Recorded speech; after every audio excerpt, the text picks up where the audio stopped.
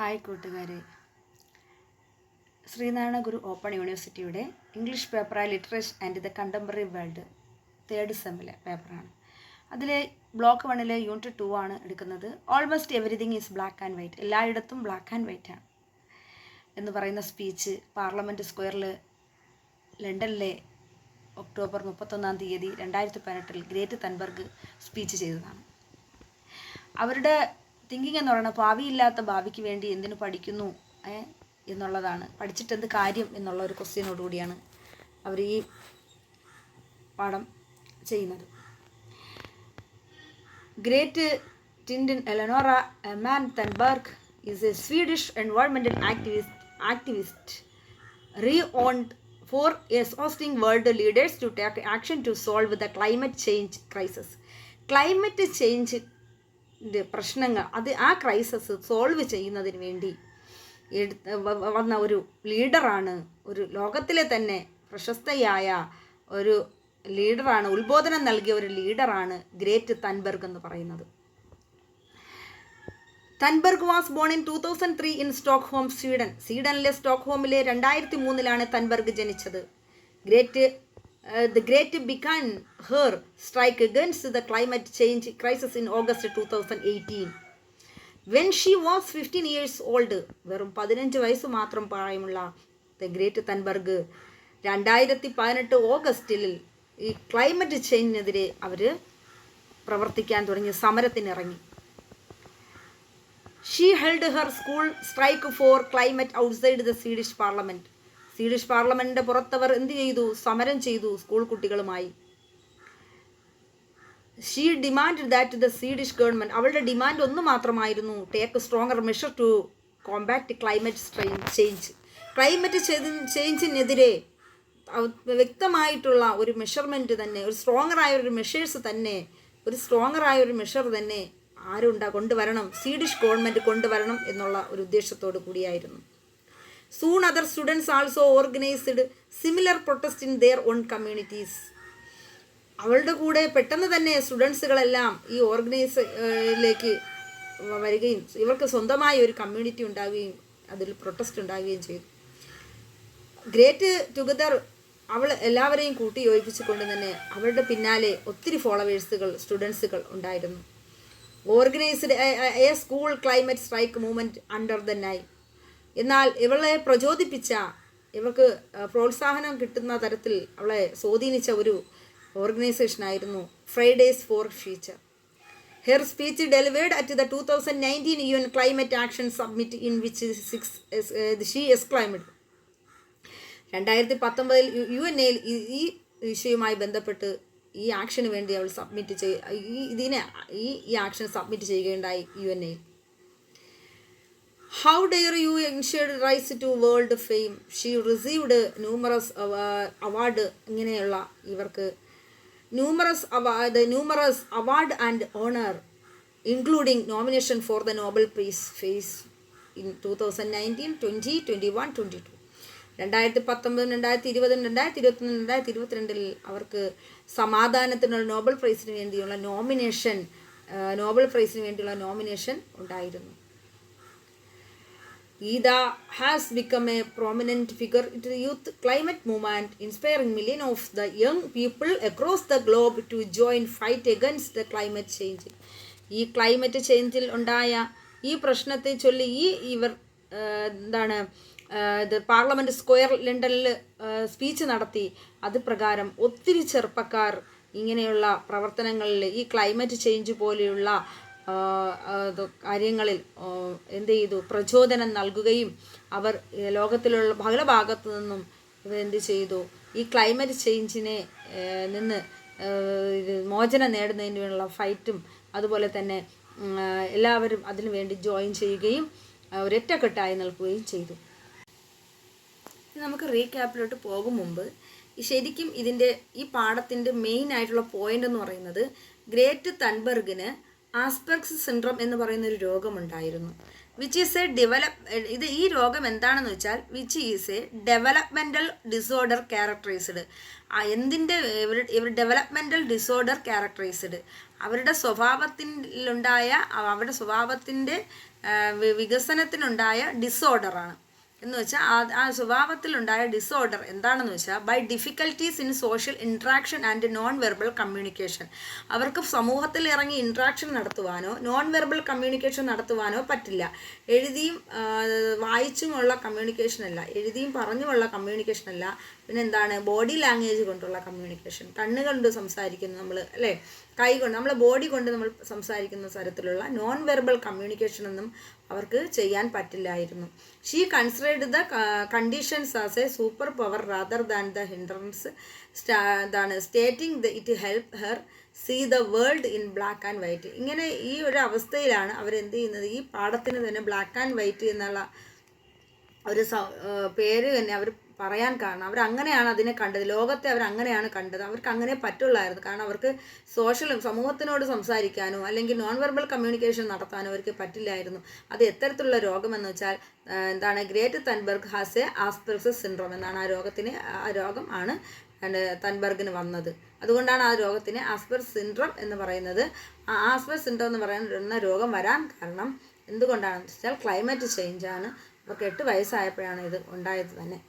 നമുക്ക് റീക്യാപ്പ് നോക്കാം. അപ്പോൾ ഇതിൽ ഒരു പക്ഷേ വൺ വേർഡിന് ഇത് ചോദിക്കും. അവർക്ക് വന്ന ഡിസോർഡർ എന്താണെന്ന് ചോദിച്ചാൽ ആസ്പെർജർ സിൻഡ്രോം ആണ്. അത് എന്താണ് അവസ്ഥയെന്ന് വെച്ചാൽ എന്താണ്, difficulty in social interaction and non verbal communications, അത്ര എഴുതിയാൽ മതി. The essay Almost Everything in a Black and White is published as part of the book. അപ്പോൾ ഏത് ബുക്കിൽ നിന്നാണ് ഈ almost everything is a black and white എന്ന് പറയുന്ന പാഠം എടുത്തിട്ടുള്ളതെന്ന് വെച്ചാൽ no one is too small to make a difference co authored by the Greta തൻബർഗിൻ്റെ എന്താണ്, no one is too small to make difference എന്ന് ഇതിൽ നിന്നാണ് എടുത്തിട്ടുള്ളത്. അടുത്തത് Greta Thunberg delivered this speech is a Parliament Square in London. Greta തൻബർഗിൻ്റെ പ്രസംഗം delivered ചെയ്തത് എവിടെയാണെന്ന് ചോദിച്ചാൽ അത് പുറത്ത് കൊണ്ടുവന്നത് എന്താണ്, ലണ്ടനിലെ സ്ക്വയർ പാർലമെൻറ്റിൽ വെച്ചായിരുന്നു. അതുപോലെ തന്നെ great came across the world climate change for the first time when she was only 8 years old. She was puzzled by how human being could be causing such a grave issue. അപ്പോൾ ഇവർക്ക് great തൻബർഗിന് എന്താണ് 8 വയസ്സായപ്പോഴത്തേക്കാണ് climate change കൊണ്ടുള്ള problem ഉണ്ടായത്. അപ്പോൾ അവിടുത്തുള്ള ജനങ്ങൾക്ക് ഇതൊരു എന്താണ്, ഇത് എല്ലാവർക്കും ഇതൊരു ഇഷ്യൂ ആയി, ഇതൊരു ഗുരുതരമായ പ്രശ്നമായി തന്നെ വന്നു. ഗ്രേറ്റ് തൻബർഗിന് മാത്രമല്ല, അവിടെയുള്ള എല്ലാ ജനങ്ങൾക്കും, മിക്ക ആൾക്കാർക്കും ഈ രോഗം ഉണ്ടായിരുന്നു. ആസ്പെർജർ സിൻഡ്രോം, അതാണ് ക്ലൈമറ്റ് ചേഞ്ച് കൊണ്ടുണ്ടായ രോഗം. She finds it difficult to understand why the people around her acknowledge the crisis but fail to take accurate measures to put an end to it. അപ്പോൾ ഇവൾക്ക് ഇതിൻ്റെ ഡിഫിക്കൽട്ട് മനസ്സിലായില്ല. People around her acknowledge, ജനങ്ങളെല്ലാം ഇത് അംഗീകരിച്ചു കഴിഞ്ഞു. കാരണം ഇതിനൊരു കോസസ് ഇല്ല, ഇതിനൊരു കാരണമില്ല, എന്താണ് ഇത് വരാൻ കാര്യമായ ഈ രോഗം എന്തുകൊണ്ട് വന്നു എന്നുള്ളത് എല്ലാവരും ചികഞ്ഞ് അവർക്ക് എന്ത് ചെയ്തു, അവർക്ക് മതിയായി. ഇതൊക്കെ അതിനെക്കുറിച്ച് ചിന്തിച്ച് അവർക്ക് അതൊക്കെ മതിയായി. അതായത് ഫെയിലായപ്പോൾ അവൾ എന്ത് ചെയ്തു, put an end to it, ഇതങ്ങ് അവസാനിപ്പിച്ചു. She wonders why there are no strict rules and regulations on activities which contribute to climate change. പക്ഷേ അവൾ അത്ഭുതത്തോടു കൂടി തൻബർഗ് അത്ഭുതത്തോടു കൂടി എന്താണ്, കാലാവസ്ഥാ മാറ്റത്തിൽ വഹിക്കുന്ന ഈ പ്രവർത്തനങ്ങൾക്കായി ഒരു കർശനമായ ഒരു നിയമങ്ങളോ ഒരു റെഗുലേഷൻ ഒന്നും ഗവൺമെൻറ്റിൻ്റെ ഭാഗത്തു നിന്ന് ഇല്ല. ഒരു ആക്ടിവിറ്റീസും ഗവൺമെൻറ്റിൻ്റെ ഭാഗത്തു നിന്ന് ഉണ്ടാകുന്നില്ല. She demanded that the countries like Sweden and UK should reduce greenhouse gas emissions by at least 50% annual to stay below 2 degrees Celsius warming target. However, she adds that currently we should aim at a 1.5 degree target, 5 degrees Celsius target. ഇവൾക്ക് അത്ഭുതത്തോടു കൂടി ഇത് ഇങ്ങനെ നോക്കണം. കാരണം എന്താണ്, ഈ രാജ്യം എങ്ങനെയുള്ള രാജ്യമാണ്, വെൽത്ത് രാജ്യമാണ്, സമ്പന്നമായ രാഷ്ട്രമാണ്, ഈ സ്വീഡനും UK ഒക്കെ പോലുള്ള രാജ്യങ്ങൾ. ഇങ്ങനെയുള്ള രാജ്യങ്ങളിൽ 15% എന്താണ് ഇത് സ്റ്റേ ചെയ്ത് എന്നിട്ട് 2 ഡിഗ്രി സെൽഷ്യസോളമുള്ള ചൂട് താപത്തെ എന്ത് ചെയ്യുന്നു, കുറയ്ക്കാൻ വേണ്ടി ശ്രമിക്കുന്നു. അപ്പം വാർഷികമായി 15% വരെ ഹരിതഗ്രഹ വാതകങ്ങൾ കുറയ്ക്കണമെന്നും 2 ഡിഗ്രി സെൽഷ്യസ് താപനില ഉയരാൻ അതിനെ അതിജീവനം വേണ്ടിയാണ്, അതിജീവനത്തിന് വേണ്ടിയാണ് ഈ ലക്ഷ്യത്തിലേക്ക് ശ്രമിക്കണമെന്നും അവൾ ആവശ്യപ്പെടുന്നു. നിലവിൽ ഇപ്പോൾ 1.5 ഡിഗ്രി ലക്ഷ്യത്തിലേക്ക് ശ്രമം ഉണ്ടാകണമെന്ന് അവൾ കൂട്ടിച്ചേർക്കുകയാണ് ചെയ്യുന്നത്. അപ്പോൾ ഈ ഗ്ലോബൽ വാർമിംഗ് എന്ന് പറഞ്ഞുള്ള സംഭവം, ആഗോളതാപനം ഉണ്ടാവാൻ കാരണം ഗ്രീൻ ഗ്യാസസുകളാണ്. എന്താണ് ഈ ഗ്രീൻ ഗ്യാസസുകൾ എന്ന് പറയുന്നത്? അപ്പം ഗ്രീൻ ഹൗസ് ഗ്യാസസ് എന്ന് പറയുന്നത് എന്താണ്? Methane, nitric oxide, water vapour, fluorocarbon, ozone, അങ്ങനെ ഒത്തിരി ഗ്യാസസുകളാണ് ഈ മീഥേൻ ഗ്രീൻ ഹൗസസ് ഗ്യാസ് എന്ന് പറയുന്നത്. ഈ സംഭവങ്ങളെല്ലാം ഒത്തിരി അങ്ങ് കൂടുമ്പോൾ എന്ത് സംഭവിക്കും? നമ്മളെ ഗ്ലോബലിന് വാർമിംഗ് വരും, ചൂട് കൂടുമ്പം എന്താണ് സംഭവിക്കാൻ പോകുന്നത്? നമ്മളെ നാട് തന്നെ നശിക്കത്തില്ലേ? എല്ലാ ജീവജാലങ്ങളും നശിച്ചു പോകത്തില്ലേ? നമുക്ക് താങ്ങാനാവുന്നതിനും അപ്പുറം ചൂടായി കഴിഞ്ഞാൽ ഗ്ലോബൽ വാർമിംഗ് സംഭവിച്ചാൽ. അപ്പോൾ അത് കുറയ്ക്കാൻ വേണ്ടി ഗവൺമെൻറ് എന്തെങ്കിലും ചെയ്യണം. അത് അത്ഭുതത്തോടു കൂടിയാണ് ഗ്രേറ്റ് തൻബർഗ് ഇത് ആലോചിക്കുന്നത്. എന്നാൽ climate change is not properly addressed by world leaders of government. അവൾ കാലാവസ്ഥ മാറ്റത്തെ നേരിടുന്ന സമത്വത്തിൻ്റെ പ്രാധാന്യം ഊന്നി പറയാൻ ശ്രമിക്കുകയാണ് ചെയ്യുന്നത്. എന്നാൽ climate change is not properly addressed by world leaders or government. ഇതിനു വേണ്ടി ഈ ക്ലൈമറ്റ് ചേഞ്ചിന് വേണ്ടി ഒരു കാര്യങ്ങളും ലീഡേഴ്സുമാരോ ഗവൺമെൻറ്റോ ചെയ്യുന്നില്ല. അപ്പം Greta Thunberg emphasise the importance of equity in addressing climate change, and she demands wealthier nations like Sweden and UK must reduce greenhouse gas emission to provide opportunities the poor countries like India to develop sustainably. എന്നാൽ ഇത്രയും സമ്പന്നമായ രാജ്യങ്ങൾക്ക് എന്ത് ചെയ്യാൻ പറ്റുന്നില്ല? ഇതിനൊരു ഉപാധി കണ്ടെത്തി ഇത് ഗ്യാസ് റെഡ്യൂസ് ചെയ്യാനുള്ള ഒന്നും ഇതിലേക്ക് അവർ വരുന്നില്ല. വന്നിരുന്നെങ്കിൽ പുവർ കൺട്രി ആയിരുന്ന ഇപ്പോൾ നൈജീരിയയും ഇന്ത്യയൊക്കെ പോലുള്ള പുവർ കൺട്രീസുകളിൽ ഇതുപോലുള്ള ദാരിദ്ര്യമായ രാജ്യങ്ങളിൽ നിലനിൽക്കുന്ന വികസനം കൈവരിക്കാൻ കഴിയുമായിരുന്നു. അവർ പക്ഷേ ഈ ഗ്ലോബൽ വാർമിങ്ങിനെ സസ്റ്റൈനബിൾ ചെയ്യുകയാണ്. അതിനെ അവർ തരണം ചെയ്ത് അത് കുറയ്ക്കാൻ ശ്രമിച്ചു കൊണ്ടിരിക്കുകയാണ് ഇന്ത്യ പോലുള്ള നൈജീരിയ പോലുള്ള പുവർ കൺട്രീസ്. പക്ഷേ ഇത്രയും സമ്പന്നമായ ഈ രാജ്യത്തിന് അതിനിതുവരെ കഴിഞ്ഞിട്ടില്ല. സമ്പന്നമായ രാജ്യമായ UK-ക്കോ സ്വീഡനോ അതിന് കഴിയുന്നില്ല. പക്ഷേ ഇന്ത്യ പോലുള്ള ദാരിദ്ര്യ രാജ്യങ്ങൾക്ക് എന്തിന് കഴിയുന്നുണ്ട്? ഈ ഗ്ലോബൽ വാർമിംഗ് കുറയ്ക്കാൻ കഴിയുന്നു. അതുപോലെ ആകാൻ ശ്രമിക്കണം, അതുപോലെ കഴിയണമെന്നാണ് ഗ്രേറ്റ് തൻബർഗ് പറയുന്നത് ഈ പാഠത്തിൽ കൂടി. The great highlight the importance of the Paris Agreement and Kyoto Protocol and the need for their implementations. അപ്പോൾ ഗ്രേറ്റ് തൻബർഗ് പറയുന്നത് എന്താണ്? ഇവിടെ എങ്ങനെ ക്യോട്ടോ പ്രോട്ടോക്കോൾ പാരീസ് 2015 ഈ പാരീസ് ഉടമ്പടി വരുന്നത്. എന്ന് വെച്ചാൽ കാലാവസ്ഥയെ സംരക്ഷിക്കുന്നതിന് വേണ്ടിയാണ് ഈ ക്യോട്ടോ പ്രോട്ടോക്കോൾ വരുന്നത്. എന്നാൽ മോൺട്രിയൽ പ്രോട്ടോക്കോൾ ഉണ്ട്. അത് ഓസോൺ പാളിക്ക് വിള്ളൽ സംഭവിക്കുന്നതിന്, ആ ഓസോൺ പാളിയെ സംരക്ഷിക്കുന്നതിന് വേണ്ടിയാണ്. അതും ഗ്രീൻ ഹൗസ് കാരണം തന്നെയാണ് ഓസോൺ പാളിക്ക് വിള്ളൽ സംഭവിച്ചത്, അല്ലേ? അത് നമ്മളെ സബ്ജക്റ്റ് അല്ലെങ്കിൽ ഞാനൊന്ന് പറഞ്ഞതേ ഉള്ളൂ മനസ്സിലാക്കാൻ വേണ്ടി. അപ്പോൾ അതുപോലെ തന്നെ ഈ ക്യോട്ടോ പ്രോട്ടോക്കോൾ കൊണ്ടുവന്നത് എന്താണ്? കാലാവസ്ഥാ വ്യതിയാനത്തെ സംരക്ഷിക്കുന്നതിന് വേണ്ടിയാണ്, കാലാവസ്ഥയെ സംരക്ഷിക്കുന്നതിന് വേണ്ടിയാണ്. ഇപ്പോൾ എയർ പൊല്യൂഷൻ പോലുള്ള പൊല്യൂഷൻസുകൾ ഇല്ലാതാക്കി നമ്മുടെ ഗ്രീൻ വാർമിംഗ് ഇത് ഗ്രീൻ ഹൗസ് കൂടുമ്പോഴാണ് എന്ത് സംഭവിക്കുന്നത്? ഗ്രീൻ ഹൗസ് ഗ്യാസ് കൂടുമ്പോഴാണ് ശരിക്കും ഗ്ലോബൽ വാർമിംഗ് ഉണ്ടാകുന്നത്. അത് നമ്മളെ കാലാവസ്ഥാ വ്യതിയാനങ്ങൾക്ക് കാരണമാകുന്നു. ഇത് കാരണത്താലാണ് ഡ്രൗട്ടും അങ്ങനെയുള്ള കാര്യങ്ങളൊക്കെ ഉണ്ടാവുകയും അത് കാരണത്താലുള്ള രോഗങ്ങൾ പകരുകയും ഒക്കെ ചെയ്യുന്നത്. അപ്പോൾ ഈ കാലാവസ്ഥ ശരിയായി മുന്നോട്ട് പോയാൽ മാത്രമേ നമ്മളെ രാജ്യത്തിനും നമ്മളെ രാജ്യത്തുള്ള മറ്റുള്ള എല്ലാ ജീവജാലങ്ങൾക്കും നിലനിൽപ്പ് ഉണ്ട് എന്നാണ് ഈ ഗ്രേറ്റ് തൻബർഗിൻ്റെ ഈ പാഠത്തിൽ കൂടി നമുക്ക് മനസ്സിലാക്കാൻ കഴിയുന്നത്. അപ്പം സമ്പന്നമായ രാജ്യങ്ങൾ എന്താ ചെയ്യുന്നില്ല, ദാരിദ്ര്യ രാജ്യങ്ങളെ പോലെ അത്ര പോലും പ്രവർത്തിക്കാൻ അവർ തയ്യാറല്ല. അവിടുത്തെ ഗവൺമെൻറ്റോ അവിടുത്തെ റൂൾസും റെഗുലേഷനും ഒന്നും അതിന് തയ്യാറല്ല. അത് തയ്യാറാകണമെന്നാണ് ഈ ഗ്രേറ്റ് തൻബർഗ് ഈ പാഠത്തിൽ കൂടി മനസ്സിലാക്കി തരുന്നത്. അതുപോലെ ഷീ ഡിമാൻഡ്സ് അവരുടെ അതുപോലെ ഈ പാരീസ് ഉടമ്പടിയായ ക്യോട്ടോ പ്രോട്ടോകോൾ 2015 വന്ന പാരീസ് ഉടമ്പടിയാണ് ക്യോട്ടോ പ്രോട്ടോകോൾ. ഈ ക്യോട്ടോ പ്രോട്ടോകോൾ എന്താണ്, ഇംപ്ലിമെൻറ്റേഷനാണ്. അത് നടപ്പിലാക്കണം, ഇവിടെ ഉറപ്പായിട്ട് നടപ്പിലാക്കണം. നമ്മുടെ ഇന്ത്യയിൽ അതൊക്കെ നടപ്പിലാക്കിയിട്ടുണ്ട്.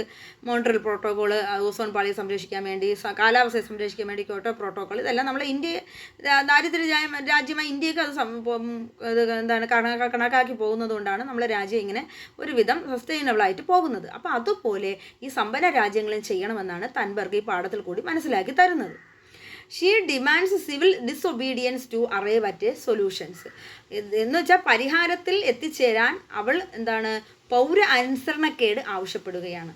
അപ്പോൾ ഇങ്ങനെയുള്ള ഇതിൽ വരാൻ വേണ്ടി പൗരന്മാരുടെ അനുസരണക്കേട് അവൾ ആവശ്യപ്പെടുകയാണ് ചെയ്യുന്നത്, ഇതിൽ വന്ന് എത്തിച്ചേരുന്നതിന് വേണ്ടി. ഇപ്പോൾ ഗവൺമെൻറ് ഇങ്ങനെ റൂൾസ് റെഗുലേഷൻ വന്നില്ലെങ്കിലും പൗരന്മാരെന്ത് ചെയ്യണം, അതിനായിട്ട് മുന്നോട്ട് വരണമെന്ന് പറഞ്ഞാണ് തൻബർഗ് എന്ത് ചെയ്തത്, പാർലമെൻറ്റിൽ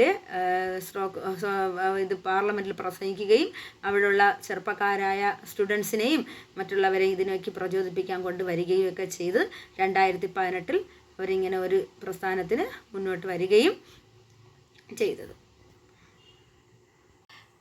അപ്പോൾ അടുത്ത ഒബ്ജക്റ്റീവ് ക്വസ്റ്റ്യൻ ആണ്, where was the speech almost everything is a black and white delivered. ഈ എല്ലായിടത്തും എന്താണ് ഇരുട്ടാണ്, വെളിച്ചമാണ്, അല്ലെങ്കിൽ ബ്ലാക്ക് ആൻഡ് വൈറ്റ് ആണ് എന്ന് പറയുന്ന പ്രസംഗം ഇവർ എവിടെയാണ് ഡെലിവേർഡ് ചെയ്തതെന്ന്, എവിടെയാണത് പുറത്തു വന്നതെന്ന് വെച്ചാൽ Parliament Square, London. 2018 October 31 London പാർലമെൻറ്റിലെ സ്ക്വയറിൽ വെച്ചുള്ള ഒരു സ്പീച്ചിലാണ് ഇങ്ങനെ ഒരു വാക്ക് പറയുന്നത്. ഇനി when did Greta Thunberg first hear about climate ചേഞ്ചിനെ കുറിച്ച് അവർ എപ്പോഴാണ് അതിനെ സംബന്ധിച്ച് അവർ അറിയുന്നത്? അവർക്ക് when she was about the 8 years old, 8 വയസ്സായപ്പോഴാണ് ആസ്പെർസ് സിൻഡ്രോം എന്ന് പറയുന്ന ഒരു രോഗം വരികയും അത് ക്ലൈമറ്റ് ചേഞ്ച് കൊണ്ടാണ് അത് ഉണ്ടായതെന്ന് മനസ്സിലാക്കാൻ കഴിയുകയും ചെയ്തു. ആ രോഗം എന്തെന്ന് വെച്ചാൽ ഡിസോർഡർ ക്യാരക്ടറിസ്റ്റിക്സ് ആണ്. എങ്ങനെയെന്ന് വെച്ചാൽ സോഷ്യൽ ഇൻട്രാക്ഷനും നോൺ വെർബൽ കമ്മ്യൂണിക്കേഷൻ ചെയ്യാൻ പറ്റില്ല. അതാണ് ഈ അസുഖത്തിൻ്റെ പ്രത്യേകത. അതുപോലെ according to Thunberg what is the black and white approach to talking climate change. ഈ ക്ലൈമറ്റ് ചേഞ്ചിനെ കുറിച്ച് ഇവരുടെ ഒരു അപ്രോച്ച്, ഒരു സമീപനം എന്ന് പറയുന്നത് either we go on as a civilisation or we don't. ഒരു നാഗരികതയുണ്ടല്ലോ, നമ്മളൊരു നാഗരികതയായി മുന്നോട്ട് പോകുന്നു അല്ലെങ്കിൽ ഇല്ല, അതാണ് അവരുടെ അഭിപ്രായം. പിന്നെ അവർ പറയുന്നത് according to the Thunberg what is the black and white approach to talking climate change എന്താണെന്ന് നമ്മൾ പറഞ്ഞു. Either we gone as a civilisation or we don't. അപ്പോൾ according to Thunberg what percent annual greenhouse gas emission reductions must be achieved by wealthier countries like the UK and Sweden. സമ്പന്ന രാഷ്ട്രങ്ങളായ UK സ്വീഡനിലും എത്ര ശതമാനത്തോളം എന്താണ് green house gas reduction ചെയ്യണമെന്നാണ്, അത് എത്രത്തോളം നേടിയെടുക്കണമെന്നാണ് 50%. എത്രയാണ്? അറ്റ്ലീസ്റ്റ് ബൈ 50% എവരി ഇയർ, അത്രയെങ്കിലും കുറയ്ക്കണമെന്നാണ് അവർ പറയുന്നത്. അപ്പോൾ ഈ ഗ്രീൻ ഹൗസ് ഗ്യാസിൻ്റെ ഒരു പ്രത്യേകത എന്ന് പറഞ്ഞാൽ ഇത് methane, ozone, then carbon dioxide, chlorofluorocarbon, ഇത്രയും ഇങ്ങനെ വാട്ടർ വേപ്പർ, ഇങ്ങനെയുള്ള സംഭവങ്ങൾ എന്ത് ചെയ്യും, ചൂട് കൂടും. ഇത് കൂടിക്കഴിഞ്ഞാൽ ഭയങ്കര ചൂടായി കഴിഞ്ഞാൽ ഗ്ലോബൽ വാർമിംഗ് ഉണ്ടാവും. അത് ഭയങ്കര ദോഷത്തിന് കാരണമാവും. എല്ലാ തരത്തിലും മെൻ്റലി ആൻഡ് ഫിസിക്കലി മനുഷ്യനെന്നല്ല എല്ലാ ജീവജാലങ്ങളെ അത് അഫക്റ്റ് ചെയ്യുന്ന ഒരു സംഭവമാണ് ഈ ഗ്രീൻ ഹൗസ് ഗ്യാസ് കൂടിയാലുള്ള കാര്യം. അപ്പോൾ അതിനെ റിഡക്ഷൻ ചെയ്യണം, അതിൻ്റെ താപനില കുറച്ചാൽ മാത്രമേ അത് നിലനിൽപ്പുള്ളൂ. What motivated Great Thunberg to start her school strike for the climate? അപ്പോൾ ഇവർ സ്കൂളിൽ സ്ട്രൈക്ക് വെച്ചു. സ്ട്രൈക്ക് വെക്കാനായിട്ട് എന്ത് ആണ് ഇവർക്കുണ്ടായൊരു മോട്ടിവേഷൻ എന്ന് പറയുന്നത്? നിലവിലില്ലാത്ത ഒന്നിനു വേണ്ടി പഠിക്കുന്നത് യുക്തിരഹിതമാണ് എന്നുള്ളതാണ് ഇവരുടെ ഫിലോസഫി. എന്നുവെച്ചാൽ ഹെർ ബിലീഫ്, അവർ വിശ്വസിച്ചിരുന്നു that it is illegal to study for a non existent future is if no one taken actions. നിലവിലില്ലാത്ത ഒന്നിനു വേണ്ടി പഠിക്കുന്നത് യുക്തിരഹിതമാണ്. എന്തിനു പഠിക്കുന്നു? പഠിക്കുന്നത് കൊണ്ട് നമുക്കെന്താണ്, നിലവിലൊരു ഉപയോഗം വേണ്ടേ എന്നുള്ളതായിരുന്നു. അത് അവരുടെ ഒരു വിശ്വാസമായിരുന്നു അത്. What is the name of the movement inspired by her protests? ഏത് മൂവ്മെൻറ്റ്സ് ആണ് അവർക്ക് ഇൻസ്പിറേഷൻ നൽകിയത്, പ്രചോദനം നൽകിയത്? ഈ ക്ലൈമറ്റ് ചേഞ്ചിനെതിരെ പ്രതികരിക്കാൻ, ഈ സ്ട്രൈക്ക് നടത്താൻ അവർക്ക് പ്രചോദനം നൽകിയ മൂവ്മെൻറ്റ് ഏതാണെന്ന് ചോദിച്ചാൽ, ഏത് ഓർഗനൈസേഷനാണെന്ന് ചോദിച്ചാൽ, Fridays for future. How does Greta Thunberg describe her way of thinking? ഈ തൻബർഗിന് ഇത് എന്താണ്, എങ്ങനെയാണ് അവരുടെ തിങ്കിങ്ങുകൾ എങ്ങനെയാണ് എന്നുള്ളതാണ്. അവരുടെ തിങ്കിങ്ങിൽ വന്ന ഈ ക്ലൈമറ്റ് ചേഞ്ചിൻ്റെ സമയത്ത് ഇവർക്ക് അവരുടെ മനസ്സിൽ വന്ന ആ ചിന്തകൾ എന്ന് പറയുന്നത് ബ്ലാക്ക് ആൻഡ് വൈറ്റ് എന്നുള്ളതാണ്. പാഠത്തിൻ്റെ പേരെന്ന് പറയുന്നത് എന്താണ്? Always everything is black and white എന്നാണ്. എല്ലായിടത്തും ബ്ലാക്ക് ആൻഡ് വൈറ്റ്. കാരണം അവർക്ക് അങ്ങനെയാണ് തോന്നി. കാരണം ഒരു സോഷ്യൽ ഇൻട്രാക്ഷൻ നടത്താൻ പറ്റില്ല, ഒരു നോൺ വെർബൽ കമ്മ്യൂണിക്കേഷൻ നടത്താൻ പറ്റില്ല. ആസ്പർ സിൻഡ്രോം എല്ലാവരെയും ബാധിച്ചു. അത് വളരെ വിഷമത്തിലേക്ക് ദുരന്തത്തിലേക്ക് കൊണ്ടെത്തിക്കുകയാണ്. അപ്പോൾ അവരുടെ മനസ്സിലേക്ക് വന്ന ഒരു ആശയം എന്ന് പറയുന്നത്, തിങ്കിങ് എന്ന് പറയുന്നത് black and white. Always everything black and white. What is the name of the book Greta Thunberg co-authored? ഇവരുടെ ഈ ശരിക്കും ഇവർ ഏതിൽ നിന്നാണ്, ഇവർക്കൊരു ബുക്കുണ്ട്, ആ ഏത് ബുക്കിൽ നിന്നാണ് ഈ ചാപ്റ്റർ, ഈ യൂണിറ്റ് എടുത്തതെന്ന് വെച്ചാൽ, no one is too small to make a difference. No one is too small to make a difference. Okay, അപ്പോൾ ഇതെല്ലാം കൂടെ ഒന്ന് കൂട്ടി യോജിപ്പിച്ച് വായിച്ച് പഠിച്ച് മനസ്സിലാക്കിയാൽ നമുക്ക് സുഖമായിട്ട് ഈ പാഠത്തിൽ നിന്ന് ചോദിക്കുന്ന ക്വസ്റ്റ്യൻ ഏതിനും ആൻസർ ചെയ്യാൻ പറ്റും. Okay, thank you.